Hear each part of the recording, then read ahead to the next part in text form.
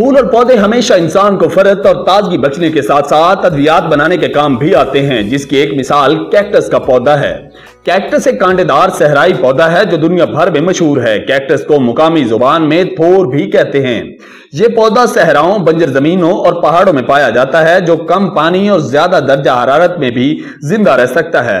जमाने में आती जिद्दत के साथ इस पौधे की पैवंदकारी करके हजारों खूबसूरत इकसाम तैयार कर ली गई हैं। इसकी बाज इकसाम अपने खूबसूरत फूलों से पहचानी जाती हैं।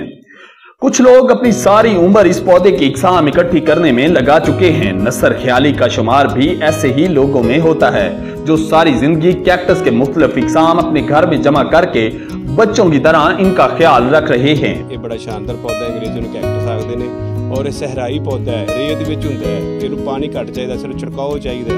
मैं इहनूं इकट्ठा करने वास्ते पूरे पाकिस्तान के दौरे किए ने। मैं हैदराबाद खसूसन और फिर कराची तो और फिर मुल्तान तो और फिर लाहौर तो लैके आना और मैं अपने घर दे विच जगह जगह जा बजा मैं इकट्ठा किया। तरह तरह के बज़ाहिर एक कीमती पौधा है और एक बेस जिहड़ा मेरे हाथ में। फूल और कांटों को अमूमन मुतजाद समझा जाता है, मगर ये पौधा इन दोनों का हसीन इम्तजाज है। कैक्टस की कई इकसाम को अब लोग घरों की तज़ीन और आराइश के लिए भी इस्तेमाल करते हैं।